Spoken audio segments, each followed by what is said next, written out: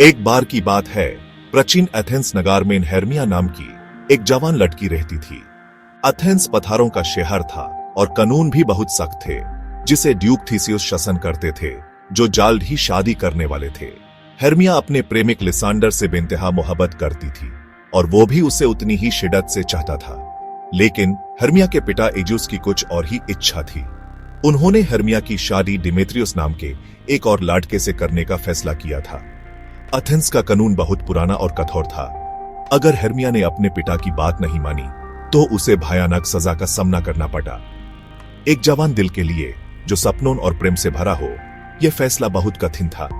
इसीलिए हेर्मिया और लिसांडर ने एक गुप्त योजना बनाई। उन्होंने शहर से भागकर निकालने का फैसला किया।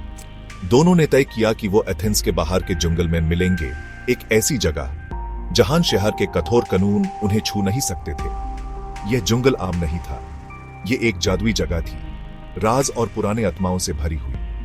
यह अपनी ही दुनिया थी, जहां चंदनी पटोन को चांदी जैसा बना देती थी और हवा जादू से गूंजती थी।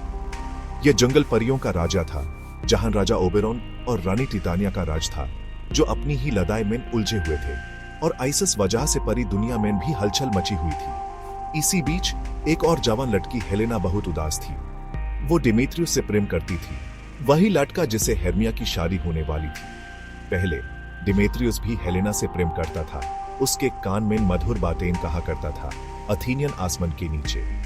लेकिन अब डिमेत्रियस का दिल हेर्मिया की तरफ हो गया था और हेलेना के लिए उसके पास अब कोई मीठी बात नहीं थी। जब हेलेना को हेर्मिया और लाइसांडर के जंगल भागने की योजना का पता चला तो उसने ये बात डिमेत्रियस को बता दी। उसने सोचा शायद अगर वो डिमेत्रियस की मदद करेगी हेर्मिया को ढूंढने में, तो डिमेत्रियस उसकी तरफ फिर से मेहरबान हो जाएगा। और इस तरह चारों जवान प्रेमियों का रुख एक ही जादुई जंगल की तरफ हो गया। इसी समय एथेंस के कुछ सादे सादे कामगार भी जंगल की तरफ जा रहे थे।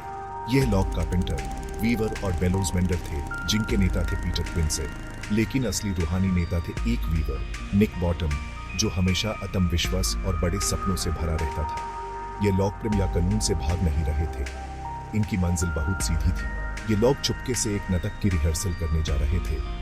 इनका इरादा था कि ये अपना नाटक, the most lamentable comedy and most cruel death of Pyramus and Thisbe, duke Theseus और उनकी होने वाली पत्नी हिप्पोलिटा की शादी पर पेश करेंगे। जंगल उनके लिए रिहर्सल के लिए एक शांत और बेहतर जगह लग रही थी।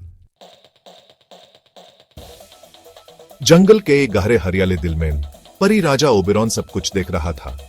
उसने देखा कि एथेंस के चारों जवान प्रेमी अपने दिल की उलझन और दुख लेकर जंगल में आ गए हैं। उसने देखा कि डिमेत्रियस हेलेना के साथ कठोर व्यवहार कर रहा था, जबकि हेलेना उसके पीछे एक वफादार कुत्ते की तरह चली आ रही थी। उसकी आंखों में आंसू थे। ओबेरॉन का अपना दिल भी उदास था, क्योंकि वो अपनी रानी टिटानिया से नाराज था। टिटानिया के पास एक मानव लड़का था जो उसका सेवक था और ओबेरॉन उस लड़के को चाहता था, लेकिन टिटानिया उसे देने को तैयार नहीं थी। उनकी लड़ाई ने मौसम बिगाड़ दिए थे और परी दुनिया में असंतुलन पैदा कर दिया था। अपना बदला लेने और प्रेमियों की मुश्किलें सुलझाने के लिए ओबेरॉन ने एक जादुई योजना बनाई। उसने अपने शरारती सेवक, एक चंचल स्प्राइट पग या रॉबिन गुडफेलो को बुलाया। पुक एक शरारती आत्मा थी जो मनुष्यों के साथ शरारत करने में मजा लेता था। ओबेरॉन ने पुक को एक विशेष फूल के बारे में बताया। यह फूल, जिसका नाम था लविन आइडनेस, गलती से कुपिड के तीर से छूट गया था। इस फूल का राज जब किसी सोए हुए व्यक्ति की पलकों पर छिड़ाया जाए तो वो व्यक्ति जागते ही जो पहली जिंदा चीज दिखेगा उससे दीवाना होकर प्रेम कर बैठेगा। यह एक बहुत ताकतवर और अनजाने परिणामों वाला जादू था। ओबेरॉन की योजना दो हिस्सों में थी। पहले वो अपनी रानी टिटानिया को फूलों के बिस्तर पर सोती हुई ढूंढ लेगा। वो उसकी आंखों पर पोषण लगा देगा ताकि वो किसी बेहुदा प्राणी से प्रेम कर बैठे। ये उसका बदला लेने का तरीका था और टिटानिया को व्यस्त रखकर वो छोटी लड़की को ले सके। दूसरा, उसने पुक को कहा कि वो उसे जो उस लड़की के साथ व्यवहार कर रहा था। पुक को डिमेत्रियस की नीति का प्रेम का पोषण लगाना था, ताकि जब तक वो सबसे बड़े परिवार को देखी और एक से उसे प्रेम कर देगी।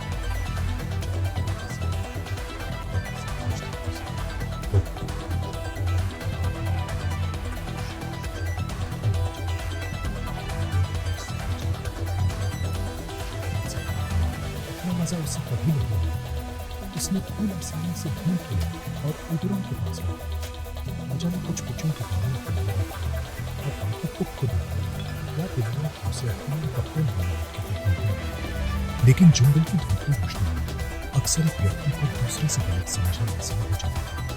तो खुशी और खुशी करने के साथ अपना काम पूरा करने लगा, बिना जाने कि अब वो कितनी प्यारी अफरा तफरी पैदा करने वाला है।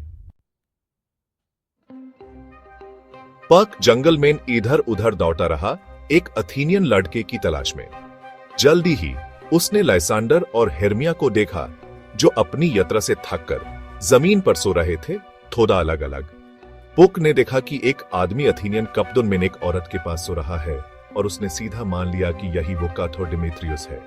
तो एक छोटी सी हंसी के साथ उसने बैंगनी फूल का रस लाइसेंडर की आंखों पर छिड़क दिया। फिर वो खुशी खुशी उड़ गया, अपने काम पर गर्व महसूस करता हुआ।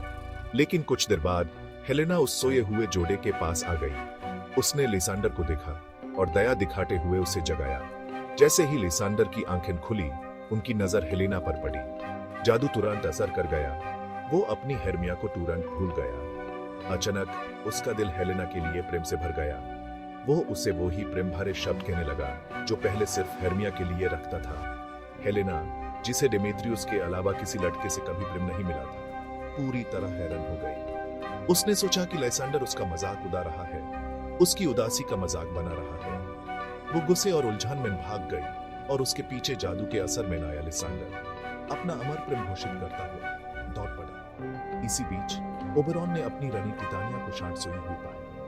वो चुपके से गया और उसकी आंखों पर फूल का रस छिड़क दिया, धीरे से ये कहते हुए कि वो किसी घटिया प्राणी से प्रेम करते थे।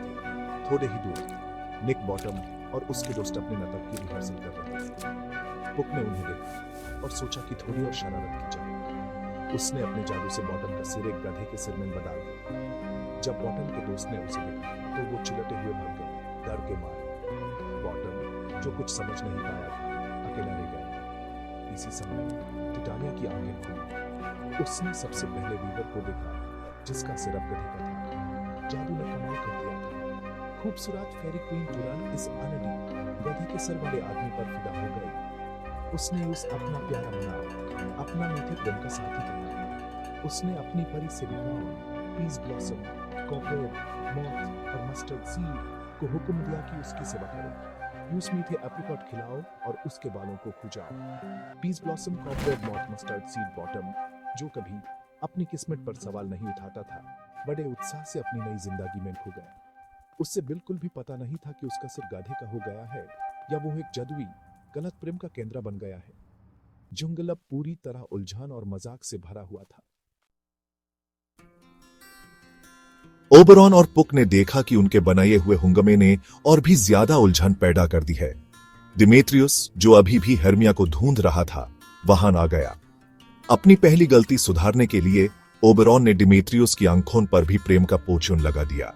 जब डिमेत्रियस की आंखें खुली तो उसने सबसे पहले हेलेना को देखा, जो अभी भी जादू की गिरफ्त में नए लाइसेंडर से बचकर भाग रही थी।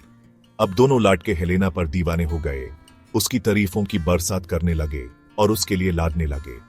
हेलेना और भी पक्का मान गई थी कि सब मिलकर उसका मजाक उड़ा रहे हैं। तब हेर्मिया वहां पहुंची, दिल टूटा हुआ और हैरान, समझ नहीं पा रही थी कि उसका प्यारा लाइसेंडर अब उसे नफरत क्यों कर रहा है। चारों दोस्तों में कड़वी बहस शुरू हो गई। उनके शब्द तीखे पत्थरों की तरह चुभने लगे। ये देखकर ओबेरॉन को समझ आ गया कि पुक से बड़ी भूल हो गई है। उसने पुक को हुक्म दिया कि सब कुछ ठीक करे। पुक ने एक गहरा अंधेरा कोहरा बना दिया ताकि चारों प्रेमी अलग हो जाएं और थक कर सो जाएं। जब सब सो गए, पुक ने लाइसेंडर को ढूंढा और उसकी आंखों पर एक अलग जड़ी बूटी लगाई, जो प्रेम के पोषण का एंटीडोट थी। इससे लाइसेंडर का प्रेम हेर्मिया के लिए वापस आ गया, जबकि डिमेत्रियस पर जादू का असर बना रहा ताकि वो हेलेना से सच्चा प्रेम करे। टिटानिया पर भी जहर खत्म हो गया जब उसने ओबेरॉन को वो लटका दे दिया। वो जागी और देखा कि वो एक गाधे के सिर वाले आदमी को गले लगा रही थी, तो उसका प्रेम तुरंत खत्म हो गया, जैसे सपना टूट जाता है। पुक ने फिर निक बॉटम को ढूंढा, उसका गधे का सिर हटा दिया और यूं से सोया हुआ छोड़ दिया। जब सूरज उगा, ड्यूक थीसियस और उनके शिकारी दोस्त चारों प्रेमी को जमीन पर सोया हुआ पाया। सब जागे, थोड़ा उलझन में, जैसे कोई अजीब और उलझा हुआ सपना देखकर उठे। लिसांडर कपड़े बदलने के लिए वापस आ गया था और डिमित्रियोस अब सच में हेलेना को चाहता था। ड्यूक ने देखा कि अब सभी खुश हैं, तो उसने हेर्मिया के पिता की बात को नजरअंदाज कर दिया और घोषणा की कि सब एक ही शादी में उनके साथ शादी करेंगे। सब कुछ अंत में ठीक हो गया और रात की सारी बहस एक सपने की तरह खो गई। एथेंस लौटकर निक बॉटम भी अपने दोस्तों से मिला, जो उस देखकर बहुत खुश हुए। उन्होंने अपना नाटक ड्यूक और नए नवविवाहित जोड़ों के सामने पेश किया। नाटक थोड़ा मजाकिया और भूल भुलैया था, लेकिन इतना सच्चा था कि सबको हंसने पर मजबूर कर दिया और शादी की दावत खुशी से भर गई। जब सब मनुष्य सुने तो परिवार ओबेरॉन और टिटानिया की अगुवाई में घर पर सभी जोड़ों को आशीर्वाद देने आई। ये कहानी हमें सिखाती है कि प्रेम कभी कभी उलझा भरा और बेवकूफाना हो सकता है, जैसे एक सपना, लेकिन अंत में सारी जदी शरारत के बाद समझौता हो सकता है और हकीकत सपने से भी ज्यादा खूबसूरत हो सकती है।